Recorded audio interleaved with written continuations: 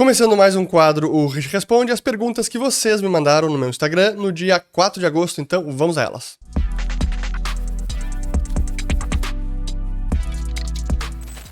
Muito bem, a todos aqueles que estão chegando agora aqui no canal, meu nome é Fernando Urrich, aqui a gente fala de economia, mercados e investimentos. Se vocês gostarem do conteúdo, considerem se inscrever, ativando o sininho aqui embaixo e também compartilhando este vídeo. Um único recado antes de responder as perguntas, pois eu preciso reforçar o convite que já estamos com as pré-matrículas abertas para a próxima turma do ciclo de mercado, que deve ocorrer em setembro. Ainda não temos a data exata, assim que tivermos, vamos anunciar aqui, mas quem tiver interesse, no link já tem vários detalhes aqui na descrição do vídeo e você pode fazer a sua pré-inscrição para não perder a sua vaga. Então, 7ª turma, ciclos de mercado. Pois bem, vamos às perguntas, que até não foram tantas, curiosamente, não sei por que nessa semana foi menos do que o usual, talvez porque teve muitos stories meus durante toda essa semana de Expert XP. Estou gravando na sexta-feira, 2h50 da tarde, já de volta ao escritório, home office, home studio, e foi uma semana intensa porque ficamos em São Paulo de segunda até quinta. A Expert ocorreu de terça, quarta e quinta foi aberto ao público, e eu estava lá com toda a equipe, o time da Liberta Investimentos, com o nosso stand lá, muito bacana. Agradeço já a todos que passaram por lá para conversar com a gente, tirar fotos, trocar ideia, perguntar, tirar as suas dúvidas, enfim, foi muito bacana e eu agradeço o prestígio de todo mundo que foi lá conversar com a gente e dar um oi e nos honrar com a sua presença. Muito bem, até a primeira pergunta é sobre isso, e eu vou responder aqui do Avelar Jamares. O que é o evento? Quais as principais atrações para um leigo? Então, a Expert XP é o maior festival de investimentos do planeta. É realmente um evento tão bacana que gira em torno do tema de investimentos. Ele é organizado pela XP e já é... Eu não lembro qual é essa edição, mas ela já tem alguns anos. Eu participei em 2018, 2019, depois 20 teve pandemia, foi online, 21 também foi praticamente toda online, e agora voltamos ao formato presencial, e que é muito bacana porque o evento ele consiste de... Foi na São Paulo Expo, para quem não conhece, e é um pavilhão enorme para eventos, e você tem a parte da feira onde várias empresas estão lá expondo os seus serviços, os seus produtos, com as suas equipes, para conversar com o público, receber clientes, conhecidos, amigos, interessados, e tem de tudo. Escritórios de investimento, empresas como a Liberta, nós estávamos lá com o nosso stand. Tem seguradoras, tem a própria B3 tinha seu stand, gestoras de investimento, empresas de tecnologia como Nelogica, aplicativos como Trademap, enfim, é uma infinidade de empresas que estão lá expondo e tem os seus stands, alguns maiores, alguns menores, mas é um espaço onde todo mundo acaba se encontrando e circula e encontra muitos conhecidos, amigos e pessoal que nos segue aqui nas redes sociais também. Foi muito bacana encontrar muita gente por lá. Até já vou responder com uma pergunta mais sobre isso, que chegaram várias. Mas enfim, essa é a parte da feira. Mas também existem as sessões de palestras, painéis de debate, onde há a plenária, que é o espaço principal, que são... Eu acho que dessa vez havia uma capacidade de 10 mil pessoas, a plenária. E depois também tivemos, em volta da feira, há os espaços chamados de pop-ups, que são palcos menores, onde há temas... Quando não há uma sessão na plenária, que é o evento principal, há algumas palestras e painéis nessas pop-ups. E eu participei de uma nesta pop-up, que era a pop-up do futuro, e o painel era Crypto, the New Kid on the Block. Então, que é Crypto, o novo jovem no quarteirão. E foi com o Pedro Kunzler, da XP, ele moderando o painel, eu participando pela Liberta Investimentos, e o William Knottenbelt, que é o chefe de negócios internacionais da CME, que é a Chicago Mercantile Exchange, que já tem futuros de Bitcoin, futuros de Ether, e foi muito bacana ver a visão deles sobre esse mundo, o que eles estão criando e que tem para lançar no futuro também, e foi um painel bem bacana. Então esse foi o que eu participei. Essas são as principais atrações, e realmente, não apenas... Tem palestra de tudo que é tipo, investimento, de mercado, algumas mais voltadas até empreendedorismo, algumas talvez mais inspiracionais, mas tem muitos conteúdos, certamente agrada a muita gente. Mas eu diria que a principal atração é estar lá presente e conseguir encontrar tantas pessoas, trocar ideias, conversar sobre temas. Na própria feira que você vai circulando e encontra conhecidos de mercado. Foi muito bacana poder ter conhecido algumas pessoas que eu sou já, digamos, que eu me sinto íntimo ou amigo em redes sociais, a gente só conhece digitalmente, então poder estar lá e conversar também presencialmente, e algumas conhecer pela primeira vez em pessoa, isso é muito bacana. Então é um evento que também é cansativo, a gente chega no final do dia exausto, porque é o dia todo, você conversando com as pessoas, fica de pé, palestra, participa de painel, dá entrevista, mas é muito gratificante ver todo o carinho do público e poder trocar ideias com tanta gente também, e dessa vez presencialmente, que faz toda a diferença. Que bom que a gente está voltando aos eventos presenciais, porque é claro que o online sempre traz muitas possibilidades, e eu, por exemplo, conheci muitos de vocês, a maior parte, por conta desse trabalho digital pela internet, mas encontrar pessoalmente, poder conversar, olhar nos olhos, responder as perguntas de vocês, receber o carinho também, pô, isso é muito bacana, e só presencialmente, digitalmente não funciona. Mas enfim, deixa eu até aproveitar, já que estamos nesse tema, deixa eu responder uma pergunta sobre isso, porque tem aqui, ó, uma do... Vamos ver aqui. Do Fernando Upur, perguntando o seguinte: muito tietado no evento, bro? Primeiro, muita gente que vem falar comigo também pergunta de você e diz que segue o seu conteúdo, então acompanha meu irmão gêmeo, então acaba sendo palavras de elogios tanto para mim quanto para você. Então, parabéns para Fernando Upur também. Mas sim, foi muito bacana ver todo o carinho, muita gente vindo falar comigo, pedindo para tirar foto, reconhecendo pelo trabalho, agradecendo pelos conteúdos, dizendo que acompanha religiosamente, alguns lavando louça, como devem estar fazendo neste exato momento que vocês estão assistindo ou escutando a este vídeo. Mas é demais poder conversar com vocês, e a gente acaba tendo um pouco mais da noção do alcance que a gente tem, do impacto que este canal, esses vídeos, o que eu produzo de conteúdo tem na vida de pessoas. Algumas se sentem de fato inspiradas ou incentivadas. Alguns me relataram que o meu conteúdo, ou o meu livro, ou os vídeos mudaram a vida das pessoas. Eu recebo isso é muito gratificante, mas ao mesmo tempo é também uma responsabilidade. Pô, jovens que vêm dizer que tomaram a decisão de fazer uma nova faculdade por conta dos vídeos que assistiu de mim, ou então uma mudança de carreira que foi inspirada por coisas que eu falei aqui no canal. Então, isso tudo, sem dúvida, que é muito bacana de ouvir isso e saber que a gente tem esse impacto positivo, mas também é uma responsabilidade. Como eu digo, o canal está quase atingindo 500 mil inscritos. Quanto mais o canal cresce, quanto mais as minhas redes têm um alcance maior, maior também se torna a minha responsabilidade. Isso é preciso levar a sério, e eu levo isso a sério, ao mesmo tempo que eu agradeço, eu também sei da responsabilidade que é ter este espaço e o alcance que ele tem. Mas sim, fui tietado e é bacana. Agradeço todo mundo que parou para tirar foto, para elogiar. Realmente eu só posso agradecer de volta esse carinho todo. É engraçado, a gente se sente naquele momento celebridade naquele nicho, né? Eu não me sinto celebridade, para mim eu sou o mesmo Fernando de sempre, desde que eu comecei o canal, mesmo desde antes de começar o canal. A diferença é que agora o que eu falo, o que eu analiso, as minhas opiniões, os meus insights, enfim, tudo que eu falo agora tem um alcance muito maior, e por isso daí vem toda a responsabilidade. Enfim, essa é a resposta aqui para o Fernando Upur. Mais uma aqui sobre o Carlos Marcos, perguntando o seguinte: dentre as palestras, excluindo o cripto, porque você é mestre e eu participei, qual te impactou mais?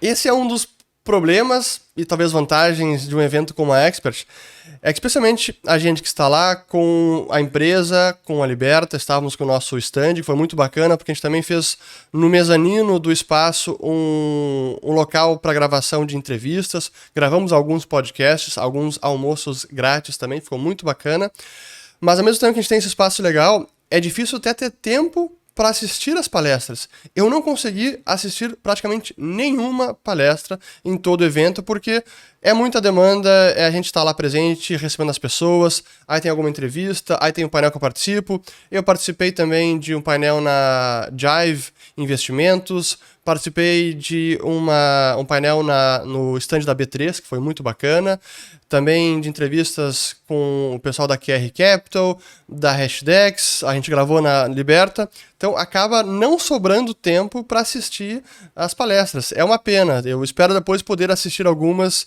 já que estão gravadas, mas ali no evento eu nem consigo dizer qual que me impactou, porque acho que o que me impactou foi conversar com todo mundo lá. E até um parênteses, porque muitas vezes acaba que as melhores conversas, insights, encontros acabam até acontecendo não na plenária, nos eventos principais, mas até nesses stands. Pô, às vezes você junta ali numa gestora, por exemplo. Encontrei vários grandes amigos de gestoras.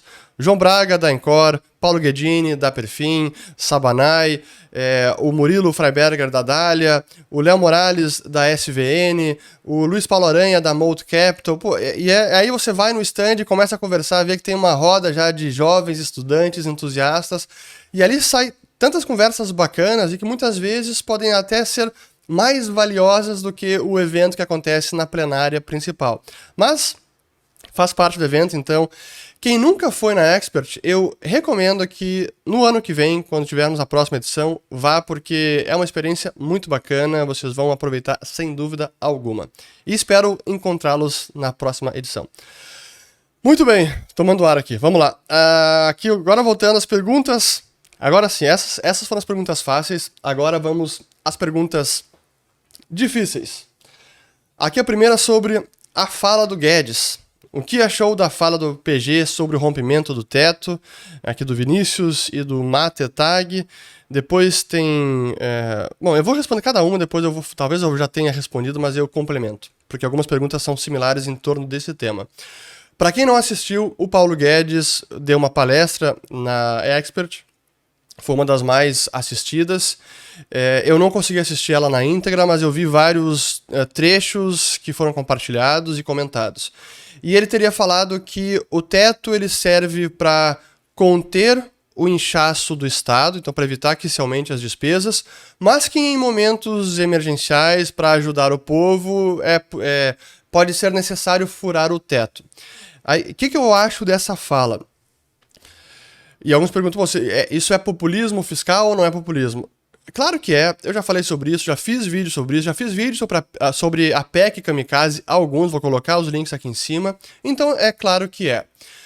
Agora, é importante também entender que neste momento, 2021, o resultado fiscal do governo, considerando a arrecadação, considerando dividendos de Petrobras e outras receitas extraordinárias, permitem um maior gasto porque a gente até está com superávit primário, coisa que nenhum economista estava prevendo, nem mesmo eu previa isso. Estamos com um superávit primário.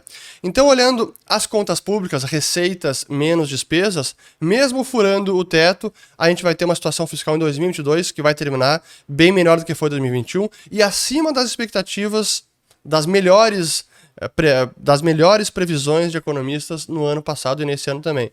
Então, digamos que fiscalmente há espaço para esse estouro. Ainda assim, é uma regra fiscal que vai sendo contornada, o objetivo, claro, que é eleitoreiro, como já cansei de falar aqui, e é o que eu digo que é esperado, e eu mesmo já vinha falando ano passado, retrasado, que quando chegamos em época de eleição, isso vai acontecer.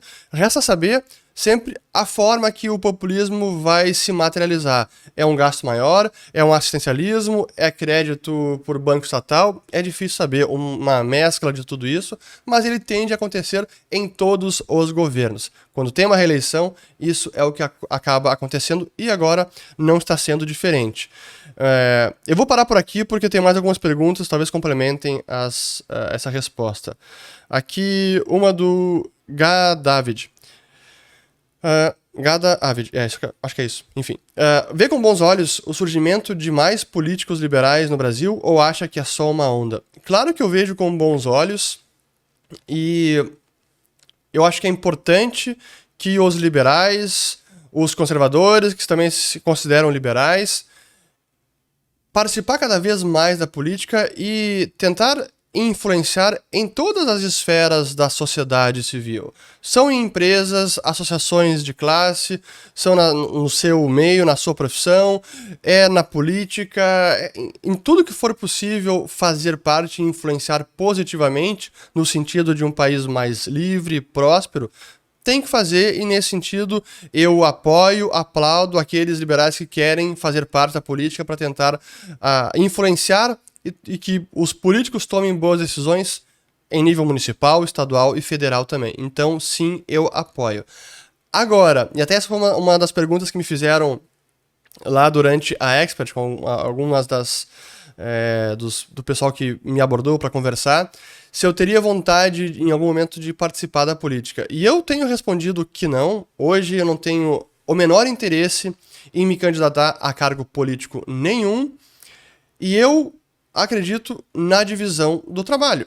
Então, eu entendo que o que eu posso agregar de influenciar opinião pública, de mudar algumas convicções, eu entendo que eu consigo ajudar e contribuir muito mais por meio dessa plataforma, do meu trabalho atual, do que estando em Brasília, ou nível estadual, municipal, etc. É o que eu entendo hoje como onde eu mais agrego para que o Brasil caminhe para uma sociedade mais livre e próspera. Essa é a minha visão. Isso não significa que eu não apoie pessoas que queiram entrar na política. Apoio, e acho que é importante fazer tudo isso.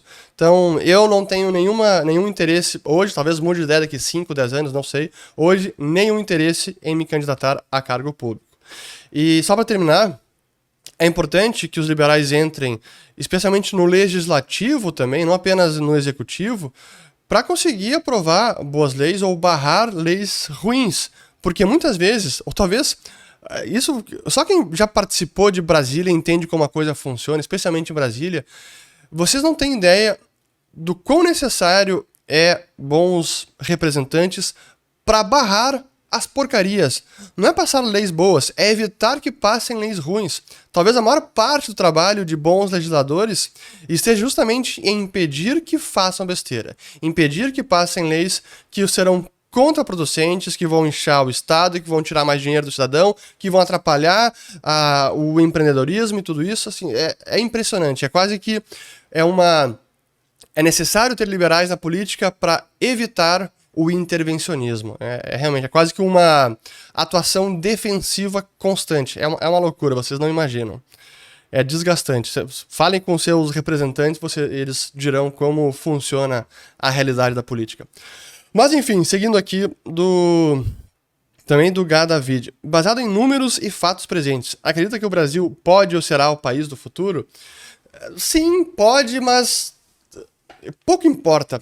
Essa que é a verdade para sua decisão prática do que fazer no seu trabalho, com as suas finanças, seus investimentos, com a sua família. Não tome decisão com essa expectativa. O Brasil vai ser o país do futuro, vai se tornar uma potência ou vai crescer pra caramba. Não adianta ter essa expectativa para não se frustrar e não também ser impactado negativamente caso esse potencial não seja preenchido, como historicamente ele acaba não sendo preenchido.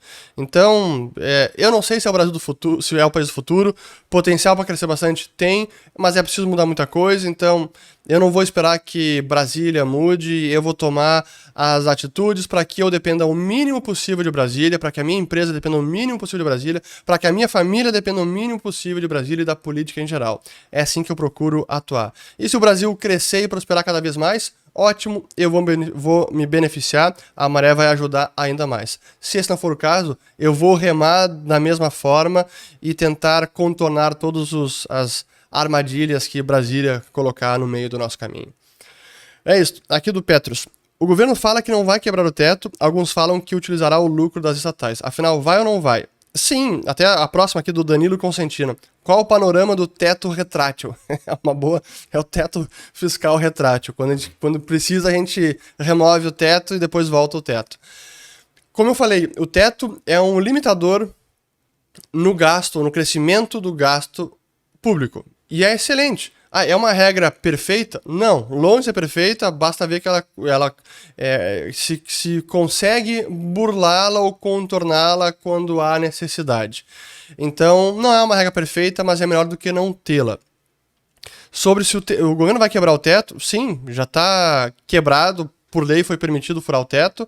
Agora, o lucro das estatais, dividendos da Petrobras, por exemplo, isso vai ajudar a pagar as despesas maiores e, portanto, manter uma situação fiscal onde o déficit não fique tão elevado. Olhando o resultado primário, como eu falei, está positivo. Era algo inédito, impensado 12 meses atrás. E hoje essa é a realidade. Claro que depois tem as despesas com juros e faz com que nós tenhamos um déficit nominal ainda elevado, especialmente porque o juro também cresceu. Mas então, o teto é furado, mas o resultado de arrecadação e lucro de estatais permite cobrir essa despesa maior. Seguindo, aqui tirando o otimismo exagerado dos palestrantes, o que tirou de relevante? Pois então, eu não vi as palestras, talvez alguns tenham ficado mais otimistas, mas tem que entender otimista com o quê? Por exemplo, eu gravei uma conversa com o João Braga da Encore, o Murilo Freiberger da Dália Capital e o Paulo Guedini da Perfin. E foi justamente sobre o momento da Bolsa. E a gente gravou na terça-feira à noite, antes de termos vários papéis da Bolsa Brasileira subindo nessa semana. Pô, foi até hoje ainda está subindo o Bovespa, mas Small Caps subiu bastante nessa semana. Várias empresas assim dispararam em valorização nessa semana e depois que a gente fez essa conversa. E o ponto dessa conversa era por que ser otimista com o Brasil, ou especialmente com a Bolsa brasileira? E tem a ver com preço. Então é uma questão de preço, porque a Bolsa estava descontada, está descontada, várias empresas com valuations historicamente baixos. Então isso significa que o preço está bom. É uma assimetria positiva, tem mais a ganhar do que a perder, independente do cenário, se for Lula, se for Bolsonaro. Essa é a visão dos gestores. Essa conversa já foi disponibilizada para os assinantes do Follow the Money. Quem não segue o dinheiro, siga o dinheiro, link na descrição do vídeo. Mas é um pouco nesse sentido, talvez, que o otimismo também seja um reflexo do preço. Pô, se a Bolsa estivesse lá em 140 mil pontos em véspera de eleição, olha, o risco estaria maior. Com o Fed subindo juros e a Bolsa não corrigiu ainda, o risco estaria maior, mas não nesse momento. Então é uma questão de assimetria, é uma questão de preço. Por isso também muito do otimismo. Agora aqui do Breno e do Breno Fint e do Wendel Lobato, até são perguntas que se complementam. Aqui, ó. PG disse que o Brasil está condenado a crescer, só não cresce se fizer muita bobagem. E aí a do Wendel, sobre Guedes, esse atual governo vende uma imagem falsa da realidade. Qual é a sua visão?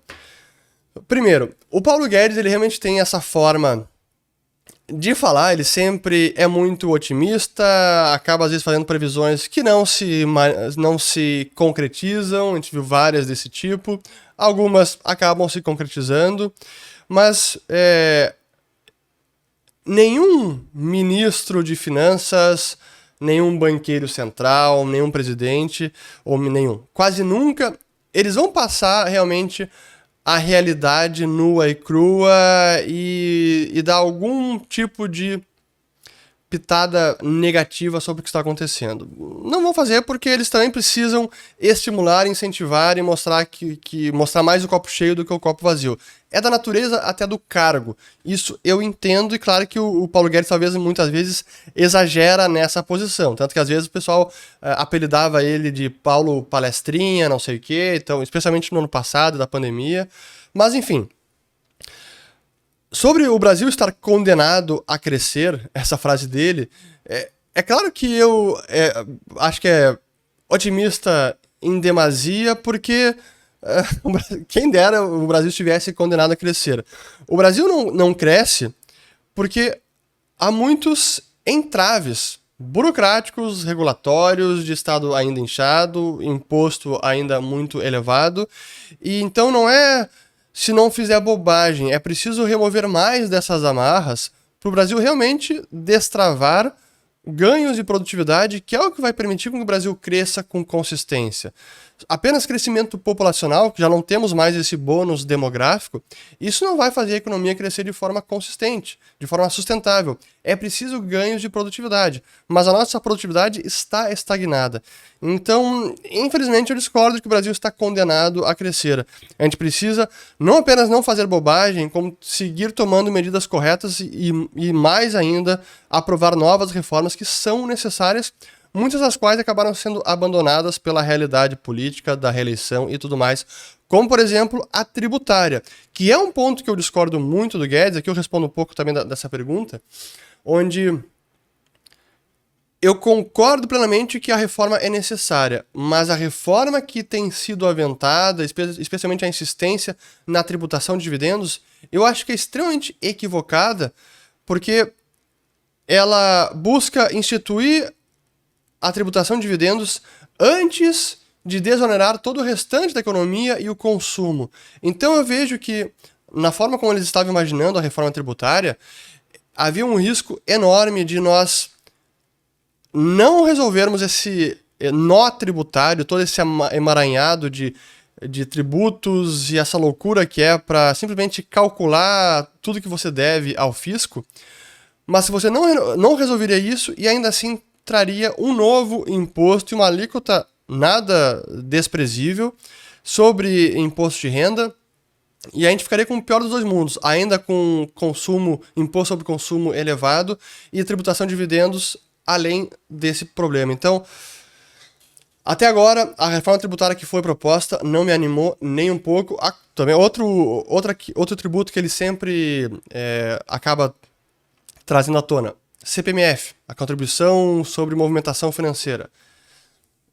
Não, discordo redondamente. Agora, falei do que eu discordo, até para dar mais um exemplo de ponto de discordância meu, que esse é o que eu mais tenho criticado desde lá de 2019, a depreciação do câmbio, a tolerância com a desvalorização da nossa moeda e com a volatilidade, Fazenda e Banco Central. Isso, para mim, foi um erro desde o início, então aí é uma discordância forte que eu tenho. Mas pontos positivos que eu concordo plenamente com Paulo Guedes e que ele sempre reitera e enfatiza esses pontos, porque eles são importantes, que são as reformas que não fazem tanta manchete, mas são fundamentais para a economia, para o dinamismo da economia, das empresas. A MP de Liberdade Econômica, que acabou removendo um monte de burocracia, leis sem sentido, permitindo uma agilidade para abertura, fechamento de empresas, e uma série de outras iniciativas. Revogação de várias leis, o que a equipe dele chamava de revogaço. Muitas leis foram revogadas, isso é importante. Faz manchete? Nada, mas é muito importante. São questões de economia, a política micro, mas que tem um impacto enorme a mais longo prazo. Não são assim imediato e que vai fazer o Brasil ser uma potência da noite para o dia, mas são fundamentais. As privatizações e concessões que foram feitas, o marco do saneamento, da cabotagem, as concessões de infraestrutura que estão acontecendo, a autonomia do Banco Central, por mais que tenha alguma divergência lá, também vai na direção correta. Então, tem muita coisa acontecendo e algumas que são medidas até infralegais no ministério que está acontecendo também agora de Minas e Energias com Adolfo Saxida, grande amigo que eu considero muito e que tem as ideias corretas e está tomando medidas que não fazem manchete jamais, mas que destravam, tiram amarras, burocracia sem sentido, que muitas vezes as pessoas não se dão conta disso, mas muitas vezes nós temos, infelizmente, burocratas em funções do executivo, em ministérios, e que simplesmente sentam a bunda na caneta e não permitem com que as coisas avancem. E são, às vezes, atos simples que podem fazer grande diferença para um setor receber mais investimento externo e avançar e melhorar a vida das pessoas, que é o setor de Minas e Energias, por exemplo, mas não é o único. Esse tipo de medida infralegal ou administrativa que ocorre em ministérios, que não precisa passar pelo Congresso, isso tem muita importância e isso está sendo feito pela equipe do Guedes. É por isso que eu sempre apoiei, e eu falo isso aqui várias vezes, tive vários amigos que passaram pelo Ministério da Fazenda com essa mentalidade para melhorar o ambiente para as empresas, para a criação de emprego, de renda e crescimento da nossa economia, que é o que nós precisamos. E por isso que eu reitero esse ponto, e lembro daquele que eu fiz sobre o plano do PT, que se for implementado daquela maneira vai quebrar o Brasil, e essa visão de destravar a economia, de tirar o Estado do meio do caminho, parar de atrapalhar, aquela velha máxima, muito ajuda quem não atrapalha, para entender a função do Estado, ela é essencial. E, via de regra, um governo do PT, mais à esquerda, é mais intervencionista, não pensa dessa maneira, e se tivéssemos ministérios aparelhados por essa mentalidade, seria um grande retrocesso, e que são coisas que não fazem manchete, mas que impedem o Brasil de avançar, impedem a nossa economia de realmente decolar. Então, é por isso que eu sigo apoiando o Paulo Guedes, apesar das discordâncias e divergências que tenhamos em algumas questões. E quando as tiver, seguirei criticando. Muito bem, espero que tenha respondido aqui do Paulo Guedes. 30 minutos já, então daqui a pouco eu vou encerrar, tem mais algumas aqui, vamos lá. Aqui do Luiz André Grigoli. Bacana o colete da Liberta. Não rola sorteio para premiar as melhores perguntas? Vou falar com a equipe de marketing da Liberta. Temos ali o nosso colete Faria Limer, Liberta XP, ficou muito bacana. Enfim, vou considerar e passar a demanda para a equipe de marketing. Aqui do Carlos Marcos. Não, já respondi isso aqui. Aqui da Invest Like a Girl, que por sinal estava lá, conheci ela. Quem não segue ela, muito bacana, aqui no Instagram, Invest Like a Girl _ Ela produz conteúdo muito bacana, que eu já recomendei ela mais de uma vez, e ela fez uma pergunta aqui boa. Recessão nos Estados Unidos já está contratada? Se sim, como vai ser a cara dela? Não está contratada ainda. Hoje, por sinal, sexta-feira saiu o dado de emprego, 528 mil postos de trabalho criados nos Estados Unidos, praticamente o dobro da expectativa dos analistas. Então, não, ainda não está em recessão. Sim, teve a contração do PIB, contração técnica, mas não, ainda não é uma recessão. E até a pergunta dela, a seguinte que ela pergunta: concorda com o Larry Summers, que foi secretário do Tesouro americano e que estava na Expert, de que é difícil brecar a inflação sem recessão? Olha, eu tenho concordado com ele que não é... É difícil sim brecar a inflação sem recessão, não é impossível, mas especialmente no momento que vive a economia americana vai ser difícil. E o Larry Summers tem sido uma das poucas vozes que vem defendendo um aperto de juros maior e consistente pelo Fed, e ele acredita que isso vai acontecer. Até que eu queria ter visto a palestra dele, mas não pude. E por sinal, esse vai ser um dos temas do Follow the Money, o que está acontecendo com o Fed, como o relatório de emprego agora, essa criação que foi bem acima das expectativas dos analistas, geração de emprego nos Estados Unidos, como isso impacta juros nos Estados Unidos, mercados daqui para frente. Então, assinantes do Follow the Money, aguardem o vídeo sobre o assunto. Aqui do Davi Meloag. Quando o aumento da base monetária gera inflação? O aumento da base monetária, eu vou falar... Inflação entendido como a perda de poder de compra da moeda, que é medida pelo índice de preço ao consumidor. O aumento da base monetária é um combustível inflacionário se traduzir em aumento de M1 e M2, que são o dinheiro que realmente circula na economia. Se isso não acontecer, o aumento da base monetária não é um combustível inflacionário de preços ao consumidor. Então, é importante frisar esse ponto, porque economia não é uma ciência exata, as relações de causa e efeito não são mecânicas, e às vezes entender se uma medida é inflacionária ou não é importante, mas não é suficiente para prever que sim teremos inflação. Porque se porventura a demanda por moeda subir muito, pode ser que este aumento da base monetária e do M2 não resulte em inflação, apesar de ser um combustível inflacionário. Por isso é importante entender os efeitos todos e como eles se relacionam. Aqui mais 3 aqui, bem rapidinho, vamos lá. Aqui do Edmundo Almeida, que por sinal encontrei na Expert e reconheci ele, foi muito bacana ter encontrado ele, sempre manda perguntas, sempre acompanha. Obrigado, Edmundo, obrigado pelas palavras. E como eu digo, na medida do possível, eu respondo as perguntas aqui no Instagram, no inbox também, ou a nossa equipe de marketing. Eu tenho uma memória visual muito boa, então eu vejo a foto das pessoas, e quando eu vi o Edmundo chegando na hora, eu reconheci ele, lembrei que eu conhecia ele do Instagram, e foi muito bacana encontrar ele. E ele falou o seguinte, perguntou, né? Encontrou muitos seguidores no evento? Foi legal conversar com a turma? Sim, foi muito legal, assim como foi conversar com você.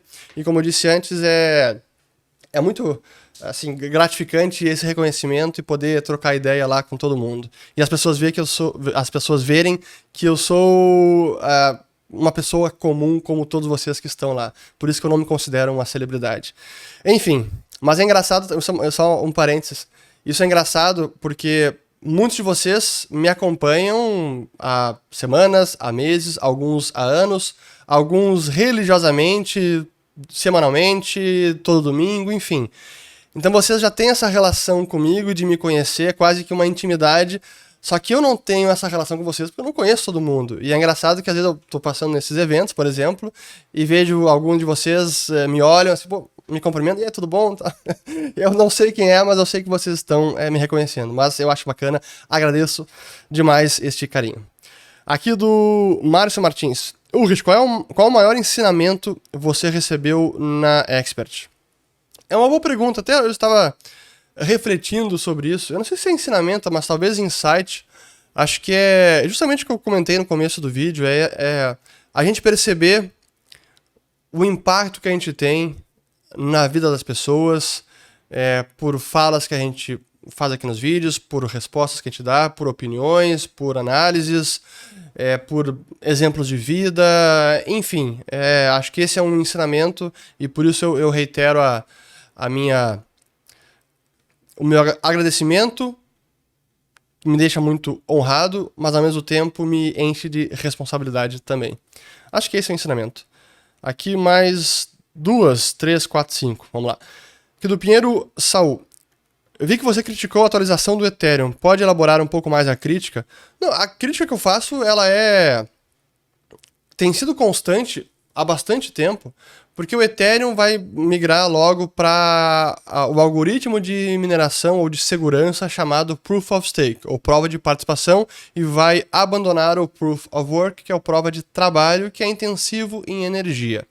Uma das minhas críticas é que, desde o início, o objetivo de fazer essa mudança no algoritmo de segurança não era com o objetivo de alcançar maior segurança, mudar de algoritmo porque esse vai nos fornecer uma segurança maior para a rede. Esse não foi o critério principal. O critério número 1 foi o de mudar para um sistema que é menos intensivo em energia. E eu entendo que isso é um equívoco, porque o mais importante para essas redes é serem seguras, descentralizadas e seguras, e não que consumam menos energia. Isso é importante, sem dúvida, mas para mim é secundário. Primeiro vem a segurança. Essa é a minha principal crítica. E se realmente vai trazer a segurança e manter a descentralização que o Vitalik, que os desenvolvedores afirmam que manterá, não sabemos. Então é preciso que haja mudança, que ocorra a chamada fusão, o The Merge, e que a rede seja testada nessa nova forma de segurança. Veremos. Então acho que o Ethereum tem desafios pela frente. Aqui do Rafael Barreto.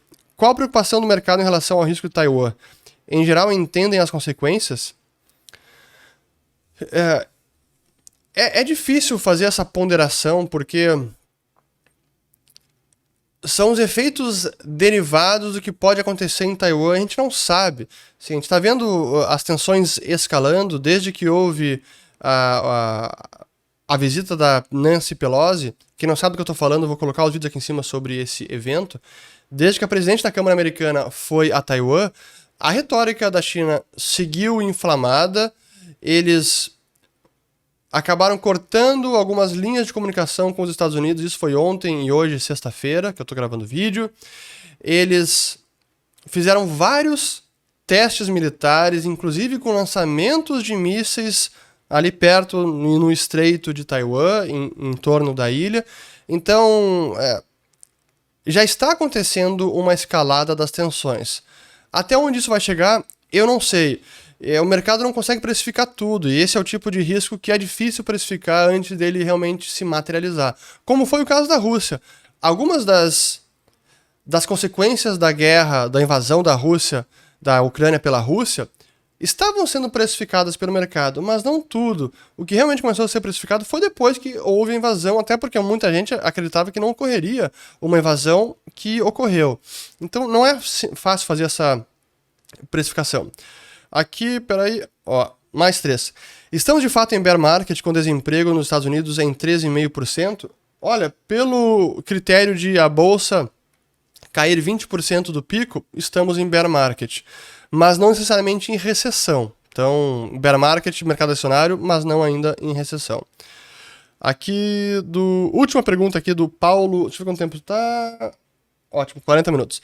Última pergunta aqui do Paulo Gu. Adam Smith ou Mises? Só pode escolher um. Mises, sem dúvida alguma. Ludwig von Mises, para mim, é um economista melhor do que o Adam Smith, mais consistente. E, claro, veio depois do Adam Smith, então pôde também beber da fonte do Adam Smith e refinar muitos conceitos. Mas entre os dois é Mises. Mas eu não subestimo a importância que Adam Smith teve para a ciência econômica. A Riqueza das Nações é um belo de uma bela obra, foi transformadora, ela é histórica e tem uma grande relevância para a ciência econômica, sim. Então não vamos subestimar a importância histórica de Adam Smith para a ciência econômica também.